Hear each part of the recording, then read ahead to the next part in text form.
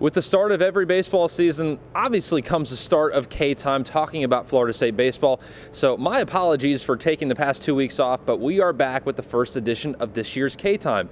Of course, this weekend is about as big as it gets here at Hauser Stadium this season. Miami and FSU doesn't really need any introduction. Everybody knows the history between these two great programs. Heck, the past 2 times Miami has played Florida State here at Hauser, there have been 2 walk-offs with Florida State winning. Maybe we'll see some more of those fireworks this weekend. That gets us right to our first storyline. It's about this series, and anybody that knows a lot about college baseball, historically this series has not really played until April. It's the 3rd week of the season, and the series actually is a non-conference series, so a little bit different, but still the same Florida State and Miami. What's going to happen in this series? Who's going to be that big hero? Who's going to be the next Mike McGee to hit the walk-off for Florida State? Of course, this weekend it will be sold out, so come to Hauser and see maybe what Florida State has up their sleeve against the Hurricanes. The second storyline really is how great the Miami rotation has been.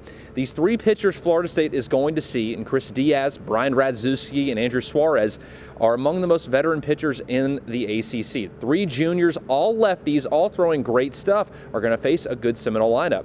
The thing to watch in this is, especially because they are lefties, Florida State has a predominantly right-handed lineup, especially towards the bottom of the order. It's going to be key for guys like John Sansone, Ben DeLuzio, and Danny De La Calle to come up with big hits. That's what we saw in last weekend's series against Georgia. It was the timely hitting by the bottom of the lineup that produced 2 big wins for Florida State. And your third and final storyline, we can talk how good the Seminole starters have been, how great Luke Weaver has been, how great DJ Stewart, Justin Gonzalez have been hitting the ball. But for me, the reason Florida State was able to defeat Georgia in 2 ball games last weekend was the bullpen. That was bar none the difference. Guys like Billy Strode, the veteran Gage Smith coming out of the pen, Bryant Holton, Brandon Johnson, you go on down the line. Florida State's bullpen might be as deep as we've seen in a number of years. And of course, when you throw in closer Jameis Winston, who's been pretty fantastic every opportunity he's gotten this season, Florida State's bullpen is the reason they've had success. The Seminoles are going to need that against a very good Miami team.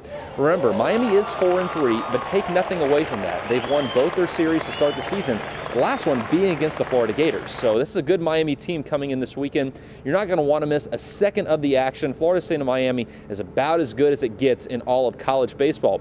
So for the very first edition of K-Time here in 2014, I'm Scott Kotick for Seminoles.com.